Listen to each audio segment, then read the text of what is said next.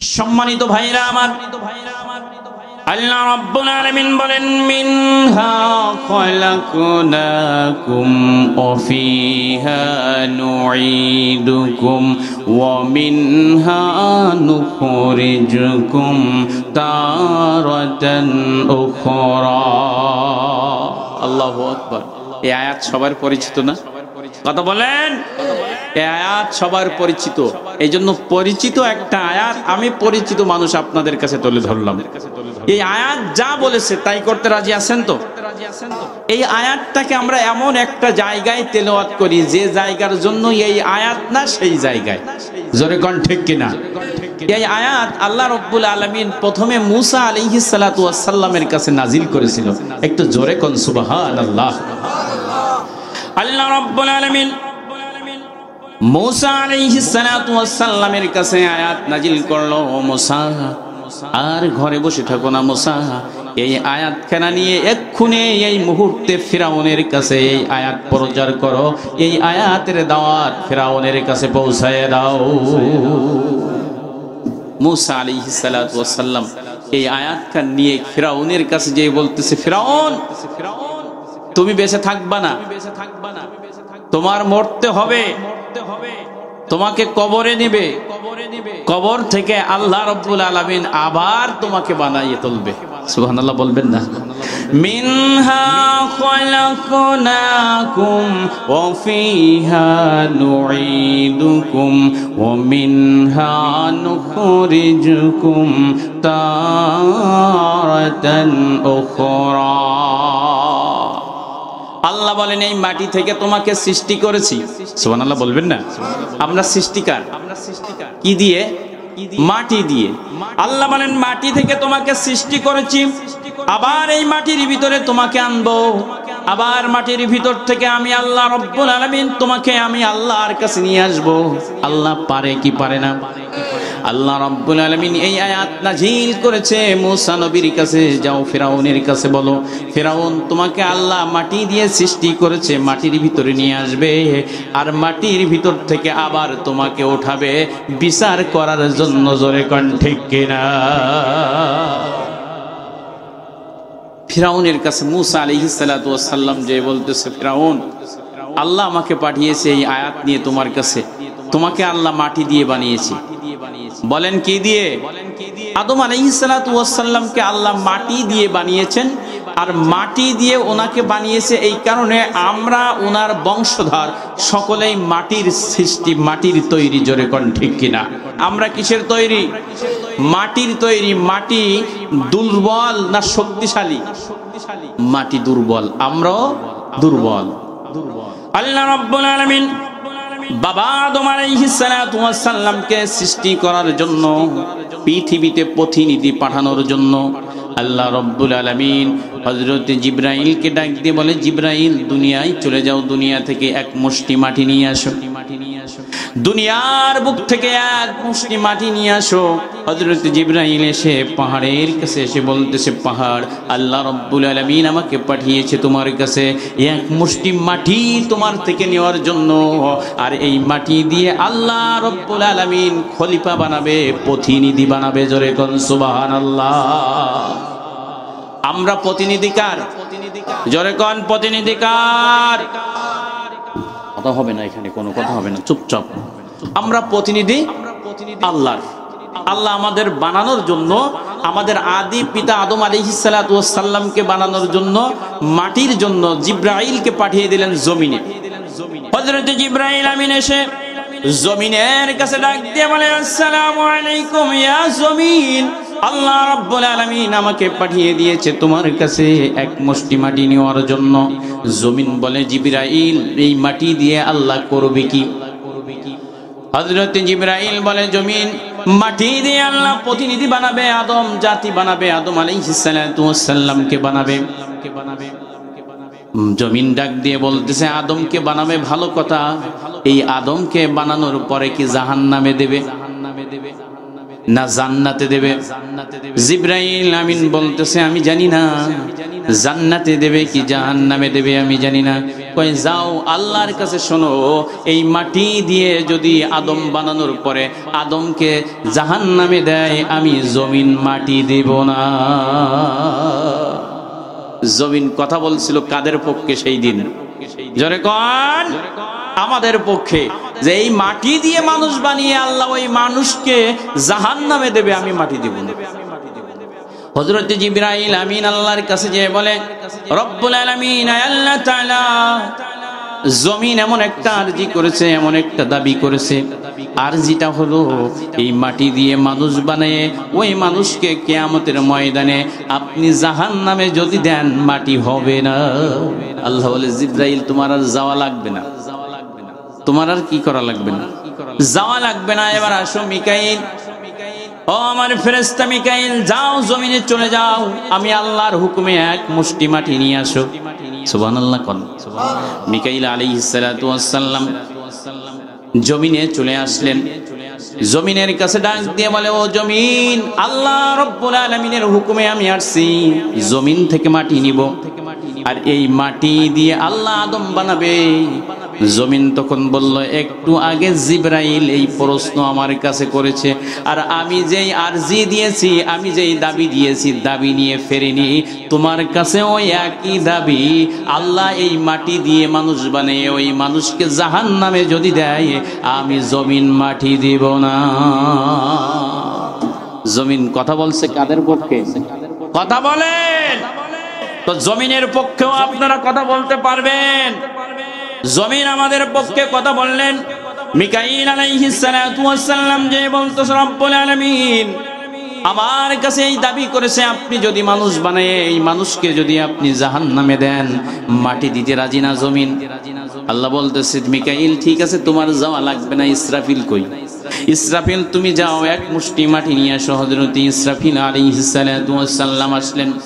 জমিনের কাছে সালাম বিনিময় করা হয়ে গেল। জমিন আল্লাহ রাব্বুল আলামিন এক মুষ্টি মাটি চেয়েছে, এই মাটি দিয়ে আদম বানাবে। জোরে কোন কি বানাবে? এই মাটি দিয়ে প্রতিনিধি বানাবে, খলিফা বানাবে, জমিনে খলিফা পাঠাবে, প্রতিনিধি বানাবে। এই জন্য মাটি চেয়েছে, এক মুষ্টি মাটি দাও। জমিন বলে, ঠিক আছে মাটি তো দিব। ওরে ইসরাফিল, আমার মাটি দিয়ে আল্লাহ মানুষ বানিয়ে ওই মানুষকে জাহান্নামে দিবে, তা হবে না, তা হবে না। আল্লাহ যদি ওই মানুষকে জাহান্নামে না দেয়, সব জান্নাতে দেয়, আমার এক মুষ্টি মাটি না, সকল মাটি নিয়ে নাও। চলে গেলেন। আল্লাহ এমন একটা আরজি সে করেছে, সে আরজি এই জমিন থেকে মাটি নিয়ে যদি আপনি মানুষ বানিয়ে ওই মানুষকে আপনি যদি বিচার করে জাহান্নামে দেন, তাকে যদি আগুনে পড়ান, তাহলে সে মাটি দেবে না। আর যদি আপনি তাকে জাহান্নাম থেকে মুক্ত করে জান্নাতে দেন, সব মাটি দিতে রাজি। জোরে জোরে কোন সুবহানাল্লাহ। আল্লাহ বলে, ইসরাফিল তোমার দ্বারাও কাজ হবে না। কোথায় আছো? মালাকুল মাউত আজরাইল। আজরাইলকে তখন আল্লাহ ডাক দিল, আজরাইল যাও, তুমি যাও। আজরাইল আসলেন জমিনের পরে। জমিন আল্লাহ মাটি চেয়েছে, এক মুষ্টি মাটি। জমিন ডাক দিয়ে বলে, ও মালাকুল মাউত আজরাইল। তখনও মালাকুল মাউতের দায়িত্ব পাই নাই। বলতেছে, আজরাইল তুমি আসছো জমিনে আমার কাছে মাটি নিতে, এর আগে 3 জন ফেরেশতা আসছে, ফিরে গেছে, আমার আরজি নিয়ে ফেরে নাই, আমার দাবি নিয়ে আসে নাই। তোমার কাছেও দাবি, আল্লাহ যদি এই মাটি দিয়ে মানুষ বানাইয়া ওই মানুষকে যদি জাহান্নামে দেয়, আমি এক মুষ্টি মাটি কেন, এক টুকরা মাটিও দিব না। আজরাইল নাছর বান্দা কোনো কথা শোন না, থাপা দেল নিয়ে চলে গেল। সুবহানাল্লাহ বলবেন না? থাপা মারে নিয়ে চলে গেল। আল্লাহ রাব্বুল আলামিনের কাছে মাটি হাজির করে দিল। আল্লাহ রাব্বুল আলামিন ওই মাটি দিয়ে আদম আলাইহিস সালাতু ওয়াস সালামের দেহের পিঞ্জার বানাইলে। জোরে কোন সুবহানাল্লাহ। এই কারণে আমরা সকলেই আদমের জাত, আদমের বংশধর, আমরা সকলেই মাটির তৈরি। জোরে কোন সুবহানাল্লাহ। সন্দেহ আছে আমরা কিসের তৈরি? হ্যাঁ, অনেকে বলে নবী নূরের তৈরি, একদম মিথ্যা কথা। নবীও মাটির তৈরি। জোরে কোন সুবহানাল্লাহ। সম্মানিত ভাইরা আমার, আদম আলাইহিস সালাতু ওয়াস সালামের দেহের পিঞ্জর কমপ্লিট। আল্লাহ রাব্বুল আলামিন দেহের পিঞ্জরটা জান্নাতের ভিতরে প্রবেশ করাইলেন, জান্নাতের ভিতরে শুয়ে আছেন, ঘুমিয়ে আছেন। টাইম আমি বেঁধে দিয়েছি, ইজা জাআজালুহুম লা ইস্তাখিরুনা সাআতাও ওয়া লা ইস্তাকবিরুন। আমি প্রত্যেকটা জাতির জন্য নির্ধারিত টাইম বেঁধে দিয়েছি, যখন টাইম হবে তখন মরবে, এর 1 সেকেন্ড আগেও মরবে না। জোরে কোন ঠিক কিনা? কত মানুষের করাসের অর্ডার হয়েছিল, সেই সময় করাস দিতে পারিনি, এমন আছে না নাই? আল্লাহ বলছে আমি মালিক, আমি যাকে যে সময় পর্যন্ত হায়াত দিয়েছি এই সময় পর্যন্ত এই ব্যক্তিকে দুনিয়া থেকে কেউ সরিয়ে দিতে পারবে না। আবু জেহেল, উতবা, শাইবা, মুগিরা রাসূলকে হুমকি দিয়েছিল, রাসূলকে হত্যা করার জন্য। আমার দয়ার নবী বলছিল আমি গোলাম, যার হুকুম মানবো তার। জোরে কোন ঠিক কিনা? আমি নওশাদ সালাম বলছি আমি গোলাম, যার যতক্ষণ পর্যন্ত আমার দেহের ভিতরে জান আছে হুকুম মানবো তার। জোরে কোন ঠিক কিনা? আরে প্রেমিকেরা দিশে হারা, তারা মরণের ভয় করে না, প্রেম তো মরে না। প্রেম করতে চাও প্রভুর শানে, জীবন বিলাও তারি রাহে রে। আরে প্রভুর শানে জীবন বিলাই দিলে কোনো তাতে মন বসে না, প্রেম তো মরে না। জোরে কোন ঠিক কিনা? তাহলে প্রেম করতে হবে কার সাথে? আমরা প্রেমিক কার? আমরা চাই কার? আর আল্লাহ রাব্বুল আলামিন পরীক্ষা নেবে দুনিয়ায় কলুবালার। যারাই কলুবালার পরীক্ষা দিতে পারবেন তারাই কবরে শান্তি পাবেন। আস্তে আস্তে কলুবালার পরীক্ষা দিতে দিতে হায়াতের রশি ফুরিয়ে যাবে। আল্লাহ বলে এখান থেকে তোমাকে ট্রান্সফার করে আমি মাটির নিচে দিব। সুবহানাল্লাহ। আল্লাহ বলছে ট্রান্সফার করে আমি রূহ জগৎ থেকে মায়ের পেটে, আমি কি মিথ্যা বলছি? মায়ের পেট থেকে আমি তোমাকে জমিনে দিব, আবার জমিনের থেকে আমি তোমাকে কবরে নিব। সুবহানাল্লাহ কবেন না? হ্যাঁ সুবহানাল্লাহ একটু জোরে কর। আল্লাহ রাব্বুল আলামিন বলে গোলাম দুনিয়াতে কলুবালার পরীক্ষা দিয়েছো, আর সময় নাই, সময় নাই, এখন তোমাকে চলে যেতে হবে, রেডি হও। এখন তোমাকে আমি কলুবালার পরীক্ষা শেষ, তোমাকে কবরে নিব। মিনহা খালাকনাকুম ওয়া ফিহা নুঈদুকুম ওয়া মিনহা নুখরিজুকুম তারাতান উখরা। আল্লাহ বলে এই মাটি দিয়ে তোমাকে বানিয়েছি, আবার মাটির ভিতরে নেব। এবার বান্দা কয় আল্লাহ না, এই দুনিয়ার স্বাদের জায়গা, আরামের জায়গা, ছেলে আছে, মেয়ে আছে, বিবি আছে, অর্থ আছে, সম্পদ আছে, আল্লাহ এ ছেড়ে যাব না। বলে কি বলে না? কথা বলেন। বুড়ো খুনখুনি হয়ে গেছে, মনে করেন আমার দাদি 100 বছরের বয়স, এখনো বলে হুজুর আমার একটু ভালো চিকিৎসা করো, মরবো না। আমি একদিন বলতেছি দাদি তোমার জন্য একটা খতম পড়বো, খবরটা তোর হাতে ধরি, আমি মরা, আমি জীবিত অবস্থায় আমার জন্য খতম পড়িস নি, তাহলে আমি মরি যাবো। বাঁচতে এত চাই, আমার দাদির 100+ বয়স, বাঁচার জন্য এখনো বলে খবরদার খতম পড়ার দরকার নেই, আমি মরি যাবো, তাহলে বাঁচতে চাই সবাই। জোরে কোন ঠিক কিনা? আল্লাহ বলেন এবার দুনিয়াতে আমি কলুবালার পরীক্ষা নিয়েছি, ওই দুনিয়া ছেড়ে এখন যেতে হবে কবরে। আর এই দুনিয়ার চেয়ে আরো সুন্দর জায়গা কবর করে রেখে দিয়েছি। ওই কবরে যেই ব্যক্তি 3টা সওয়ালের জবাব দিতে পারবে, 10 দুনিয়া সমান কবর বড় হয়ে যাবে। তাহলে 3টা প্রশ্ন কি মনে আছে আপনাদের? মান রব্বুকা, মান দীনুকা, মান নবিয়ুকা। জোরে কোন ঠিক কিনা? মান রব্বুকা, তোমার রব কে? যদি কবরে শুয়ে আপনি বলতে পারেন আমার রব আল্লাহ, তাহলে আমার আল্লাহ রব্বুল আলামিন আপনার জন্য 10 দুনিয়া সমপরিমাণ জায়গা কবরে বানিয়ে দেবে। জোরে কোন সুবহানাল্লাহ। দুনিয়াতে যদি আল্লাহর গোলামি করেন, আল্লাহর কোরআন মানেন, দুনিয়াতে যদি রাসূলের বিধান মানেন, তাহলে আপনি বলবেন আমার রব আল্লাহ। দুনিয়াতে যদি হুকাম ফাইট করেন আর লোকের জমি ঠেলেন আর 1000-100 টাকা সপ্তাহে খান, আল্লাহ বলবে আয় তোর একটু দেখি। কথা বলেন ঠিক কিনা? ফ্যাসিস্টরা বলেছিল 41 সাল পর্যন্ত থাকবো, আল্লাহ কয় দেরি নেই, আর তোর সময় ঘনে এইছে, দুপুরের ভাত তোর খুব হলে জুটবে না। কথা বলেন ঠিক কিনা? এক নেত্রীর তুই কানতে কানতে গলা ধরে বাড়িতে বাইর করে, আল্লাহ কয় তোর দেশতে বাইর করে দেব। আল্লাহ পারে কি পারে না? দুপুরের ভাত রান্না কমপ্লিট, খাওয়ার সময় হয় নাই, বেলাবস্তা পর্যন্ত থুই চলে গেছে। হ্যাঁ, গণভবনে ছেলেপিলি যেই দেখে, আরে খেলার খেলা, বড় বড় মদের বোতল। ম্যাডাম মদ কি করে? ম্যাডাম মদ গায়ে মাখে। কতক্ষণ? হ্যাঁ, বয়স 70, ধর্ব ধর্ব ভাব, তারপরে বিদেশি মদ। মদ খাওয়া হালাল না হারাম? উনি ওই হালাল হালাল বানাইছেই গেছে দুনিয়ায়, কই মদের লাইসেন্স দাও, লাইসেন্স দাও। আল্লাহ বলে তোদের কলুবালার পরীক্ষা শেষ হয়ে গেছে, এবার কবরে যা। যারা মদের লাইসেন্স দিয়েছে, যারা দুনিয়াতে অপকর্ম করেছে, যারা দুনিয়াতে মানুষকে অন্যায় ভাবে হত্যা করেছে, আল্লাহ বলে আয় কবরে আয়, দেখ কিরাম লাগে। কবরে নেওয়ার পরে ওই বাঁশের চালা দেয় আমরা, ঠিক কিনা? আমি বলি ওই বাঁশের চালা খুলবে আর পিটাবে, শালা দেখ কেরাম লাগে। 16 বছর কেউ মুখ খুলতে পারিনি। 16 বছর একটা ট্যাঙ্কি নিতে গেলে 10,000। 30 কেজির কাঠের চাউল গরিব মানুষ খাইতে পান না, নিতে গেলে 5,000। নলিয়ানে এই ঘটনা ঘটেনি, ঘটছিল নাই? আরে বাবা রে বাবা, আমার আর ওরা যদি আসে নলিয়ানে নেবে না, একটু কম করে খুঁজে যাই।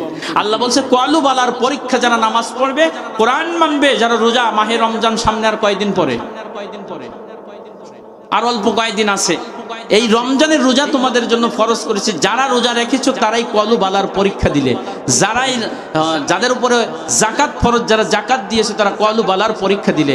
সৎ কাজের আদেশ, তা'মুরুনা বিল মা'রুফ ওয়া তানহাউনা আনিল মুনকার, যারা সৎ কাজের আদেশ করেছো, অসৎ কাজের নিষেধ করেছো, তারাই দুনিয়ার আমি আল্লাহর কলু বালার পরীক্ষা দিয়েছি। চলো এখন কবরে যেতে হবে। কয় আল্লাহ না, কবরে যাব না, আর কিছুদিন সময় চাই। আল্লাহ বলে আর সময় দেওয়া হবে না। কবরে তোমাকে এখন ডাক দেয়। কবর বলে আমি প্রত্যেক দিন মানুষকে 5 বার ডাকি। ফজরের আজান যখন মুয়াজ্জিন সাহেব বলে আল্লাহু আকবার, আসসালাতু খায়রুম মিনান নাউম,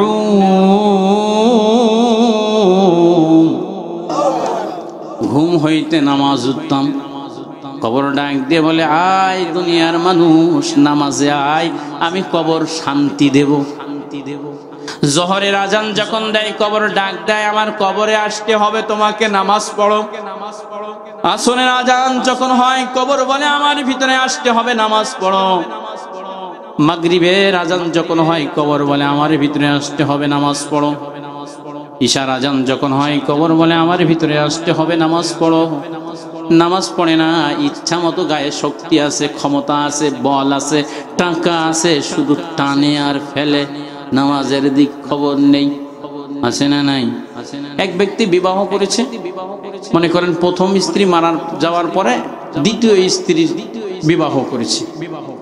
বিবাহ করার পরে তার এক সমবয়স্ক বন্ধুর কাছে বলতেছে, বন্ধু আসলে সব হয়, কিন্তু এই নতুন বাড়িওয়ালার ঠোঁটে কিস করতে দেয় না। কিস করা কিন্তু হালাল, যখন ঠিক কিনা? হাসতেছেন হইতে, তা তুই একটু বলে দিস কেন দিন। তখন ঠিক আছে, এই বলতেছে আসলে দোস্তানি, এই দোস্ত সব ভালো কথা বলেছে, কিন্তু এই কাজটা হয় না। কয় হবে কেমনে? তোমার দোস্ত বিড়ি টেনি টেনি যা করিছে, তো ওতে কিস তো দেওয়ার কথা দূরে থাক, হচ্ছি মনে হয় পাশায় কিস করি। আমি ওখানে বলেছিলাম আমার নানারা তোমরা কেউ বিড়ি খাবে না, আর কেউ হাত তোলেনি, 2-1 তুলেছিল। আর এখানে বলছি মামারা কেউ বিড়ি খাবে না। আর মামিদের কাছে যারা বিড়ি খান তারা শুনে দেখবেন কি রাগ হয়।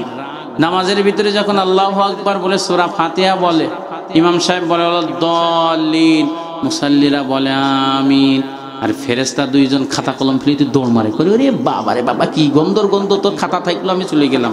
ধরে কোন ঠিক কিনা? এই বিড়ি খোরদের গন্ধ আছে না নাই? এই বিড়ি বাদ দেন, কালুবালার পরীক্ষা দেওয়া হয়ে যাবে। ভাইরা আমার, মৃত্যুবরণ হয়ে যাবে, মালাকুল মাউত এসে বলবে আর সময় নাই।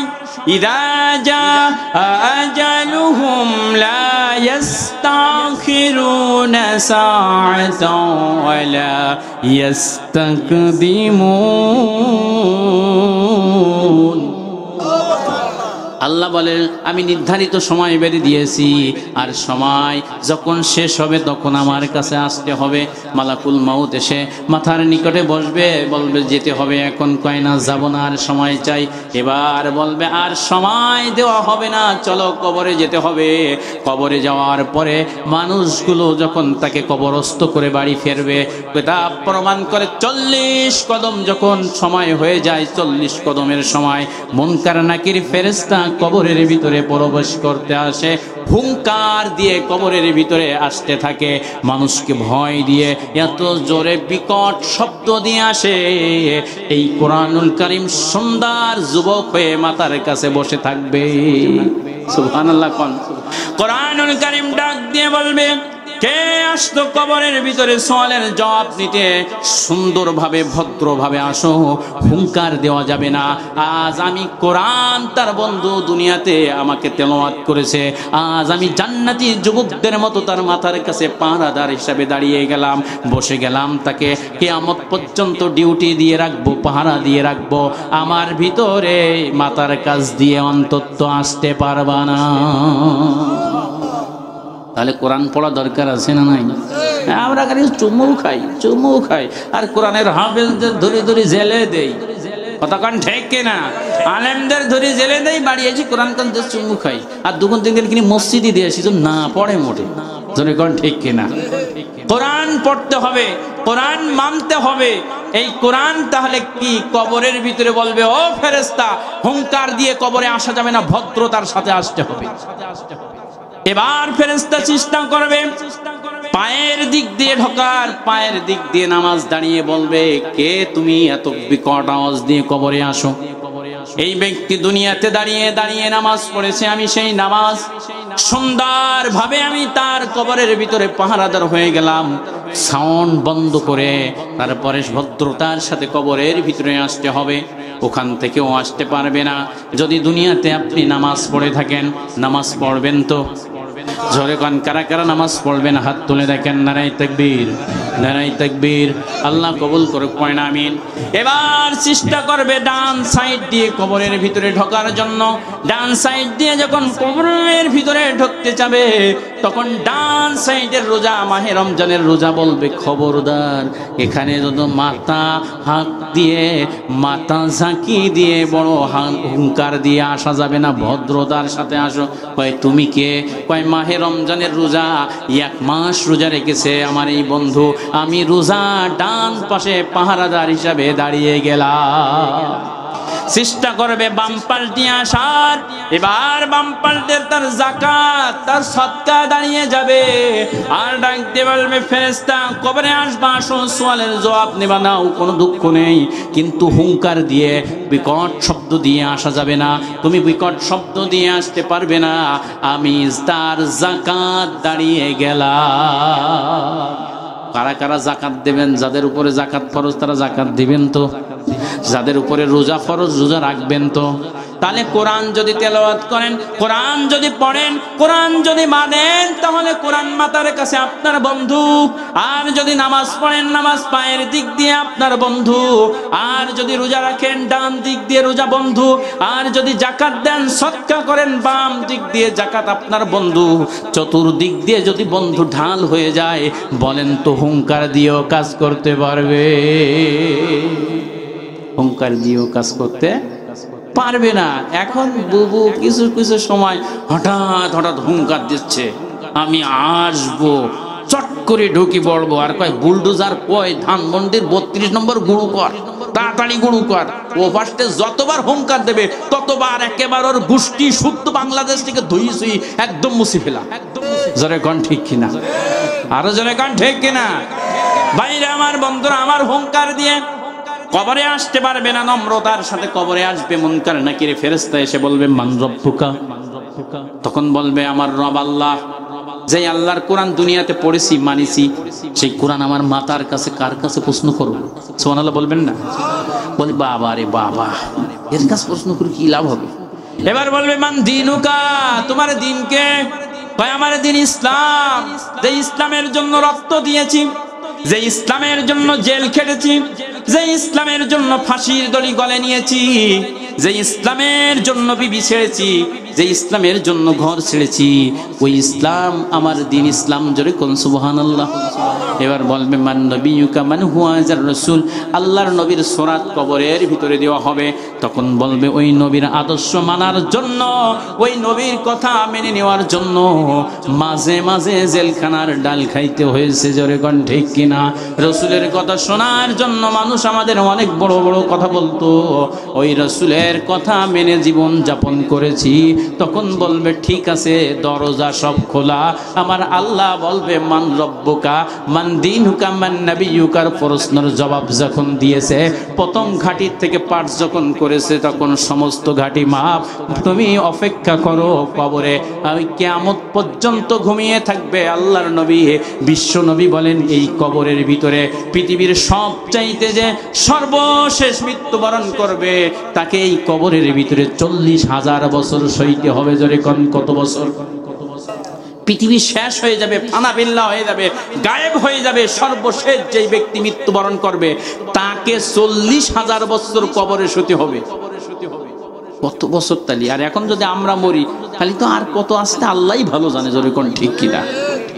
এই 40,000 বছর যে সর্বশেষ মরবে, তাকে সইতে হবে। আল্লাহ বলে সয়ে থাকবে বাসর ঘরে, যেমন নতুন দুলাহা দুলাহানি ঘুমিয়ে থাকে আনন্দ উৎসবে মেতে, এই কিয়ামত পর্যন্ত কবরে আরামের সাথে শুয়ে থাকবে। জোরে জোরে কোন সুবহানাল্লাহ। কারা কারা কবরে আরাম করে শুয়ে থাকতে চান? হাত তুলে আল্লাহকে দেখান। আল্লাহ আমরা আর নামাজ ছাড়বো না, আমরা আর রোজা ছাড়বো না, যাকাত যার উপরে ফরজ যাকাত প্রতি বছর দেব, হজ যার উপরে ফরজ হজ প্রতি একবার জীবনে করব, আর মাঝে মাঝে উমরা করব। রাজি আছেন তো? হাত নামান। আমিন। বন্ধুরা আমার, আব্বা জানেরা আমার, আমি মাঝে মাঝে বলি এই বাঙালি হুজুকে মাতাল। কথা বলেন কি? বাঙালি হুজুকে মাতাল। একজন এলাকার ব্যক্তি একটু ফটকা টাইপের লোক, মাঝে মাঝে এক এক কথা কয়, তার কোনো আন্দাজ পছন্দ নেই। হঠাৎ একদিন মসজিদের ভিতরে হুজুরের বয়ানের ভিতরে বলতে, হুজুর বাঙালি হুজুকি মাতাল। মেম্বার সাহেব, চেয়ারম্যান সাহেব বলতেছে কি আমরা থাকতে এত বড় কথা বললো? এই হুজুকি মাতাল বাঙালি কি করলে হুজুকি মাতাল হয় বল? তখন উনি বলতেছে আল্লাহ কি করতে গিয়ে কি কুই ফেললাম। তো বলতেছে চেয়ারম্যান সাহেব একটা সপ্তাহ আমাকে সময় দেওয়া হোক, আমি এক সপ্তাহ পরে প্রমাণ করে দেব বাঙালি হুজুকি মাতাল কিনা। বলে ঠিক আছে, সামনের সপ্তাহে যদি তুই বাঙালি হুজুকি মাতাল কিনা এটা প্রমাণ না করতে পারিস, তা তোর শুলি চড়াবো। বিচারা চিন্তা করতেছে, আহারে কি করিয়ে কি কুই ফেললাম, আর এই শুলি চড়াবে, বাড়ি দিয়ে আর ভাত পানি বন্ধ। বউ খুঁজিস তোমার কি হইস গো? আজ নামাজ পড়িয়ে এসে তুমি এই ভাত খাইছ না, মন খারাপ? কথা বলতে বলতে এক কথা বলেছি বাঙালি হুজুকি মাতাল। চেয়ারম্যান বলেছে প্রমাণ না করতে হলে আমার শুলি ছড়াবে। বউ আবার একটু চালাক মানুষ, তুমি ভাত পানি খাও, ওর ব্যবস্থা আমি করবো। বলতেছে চিন্তা করো না, ভাত খাও, তোমার টেনশন নাই, ওর ব্যবস্থা আমি করবো। কই তাড়াতাড়ি করে, এখন কর নাই, ভাত আমার এর ভিতরে যায় না। কই ঠিক আছে, তুমি আগামী সপ্তাহে শুক্রবার জুমার নামাজে সবার পিছনে যাবা। তুমি বলেছাও না আগে যাবা, তুমি বলবা সবার পিছনে যাবা। আর এখন ওই ঋষির বাড়ি যাও, মুসির বাড়ি যেই বলো কি আমার 10 হাত লম্বা এখন জুতো বানাই দাও। এটা কোনো কথা না কাজ? 10 হাত লম্বা জুতো হয়? কথা বলেন, কথা বলেন। 10 হাত লম্বা জুতো হয়? তুমি আমি যা বলি তাই শোনো, তোমার আর শুলি জোড়াইতে পারবে না। বলতে যাই ঋষির বাড়ি যাই, বলতেছে চাচা বিকায়দায় পুড়িয়ে আসছি, আমার 10 হাত লম্বা একটা জুতো বানাই দিতে হবে। তখন না আমি 10 হাত লম্বা জুতো বানাই যাবেন, এটা কোনো কথা না কাজ? 10 হাত লম্বা কি জুতো হয়? তোমার রে টাকা লাগে, আমি দেবো না, আমার তো বাঁচাও। বলো ঠিক আছে, 10 হাত লম্বা একটা জুতা তোমার আমি বানাই দিচ্ছি, নিয়ে যাও। অনেক টাকা দিয়ে 10 হাত লম্বা একটা জুতো বানাই। ইমাম সাহেব যখন আল্লাহু আকবার বলেছে, ও পেছন দিকে ওই জুতো কান রেখে নামাজ পড়িস। নামাজ পড়ে যখন ইমাম সাহেব আসসালামু আলাইকুম সালাম ফিরিয়েছে, ও দে দৌড়। লোকজন কত বড় শয়তান, এই শয়তান হুজুরকে মাতাল বুড়ি দৌড় মেরিস। লোকজন বাড়ি দেখে 10 হাত লম্বা এক জুতো। এখন কত চলে গেছে, এখন হঠাৎ ফিরে এসে করতেছে, এই মনে হয় জিবরাইল আজ নামাজ পড়তে এলো। ও তাড়াতাড়ি দৌড়, তাড়াহুড়ো করে যাওয়ার সময় জুতো একখান রেখে গেছে আর একখান নিয়ে গেছে। চেয়ারম্যান সাহেব তাই হতে পারে না, 10 হাত লম্বা জুতো কোন যাবে, তাড়াতাড়ি এই জুতো আমার বাড়ির শোকেজে থাকবে, সবাই এই জুতো ধুয়ে পানি খেতেছে, এই রোগ সারবে সেই রোগ সারবে, জুতো নিয়ে টানাটানি। এলাকার লোকজন চেয়ারম্যানের বাড়ি সিরিয়াল দিচ্ছে, জুতো ধুয়ে পানি খাবো। এক সপ্তাহ ধরে জুতো ধুতেছে আর পানি খাইতেছে। চেয়ারম্যান গুলো এই জুতো জিব্রাইলের জুতো আমার শোকেজে থাকবে। ঠিক আছে থাক। পরের সপ্তাহে ও হাজির হয়ে বলতে, চেয়ারম্যান সাহেব বাঙালি হুজুরকে মাতাল, আমি একটু প্রমাণ করাই দেয়। হ্যাঁ প্রমাণ করাই দে তুই, নাই শলি চড়াবো। গত সপ্তাহে যে 10 হাত লম্বা জুতো, ও জুতো জিব্রাইলের না, ও আমি বানাই নিয়েছি। আর বাঙালি সব পানি ধুই খেয়ে আপনি শোকেজে তুলেছেন, এরা হুজুরকে মাতাল। জোরে কান ঠিক কিনা? এখন আর হুজুরকে মাতাল হলে চলবে না। বাঙালি কোরআন পড়তে জানে, কোরআন মানতে জানে, কোরআন শিখেছে। এই জন্য আজ থেকে আগামী দিনের দেশ হবে কোরআনের দেশ। জোরে কান ঠিক কিনা? যেই যত প্রলোভন থেকে কাজ হবে না, যারা কোরআন দিয়ে দেশ চালাবে আমরা তাদের। জোরে কান ঠিক কিনা? যতই লোভ দেখাও আমরা তোমাদের লোভে ভুলবো না। তোমরা বলো আমরা কোরআন দিয়ে দেশ চালাবো, আমরা তোমাদের ভোট দেবো। তাই আওয়ামী লীগ যদি বলে কোরআন দিয়ে দেশ চালাবো, আমরা আওয়ামী লীগে ভোট দিয়ে আবার ক্ষমতায় বসাবো। রাজি আছেন তো? যদি বিএনপি বলে আমরা কোরআন দিয়ে ক্ষমতা চালাবো, দেশ চালাবো, কোরআনের আইন চলবে, তাহলে আমরা বিএনপিতে ভোট দিয়ে তাদেরকে আমরা সংসদে পাঠাবো। রাজি আছেন তো? আর জাতীয় পার্টি, এই জাতীয় বেঈমানেরা যদি বলে আমরা কোরআন দিয়ে দেশ চালাবো, আমরা তাদের দলে। জোরে কোন ঠিক কিনা? যদি চরমনাই হুজুর বলে আমরা কোরআন দিয়ে দেশ চালাবো, আমরা তাদের দলে।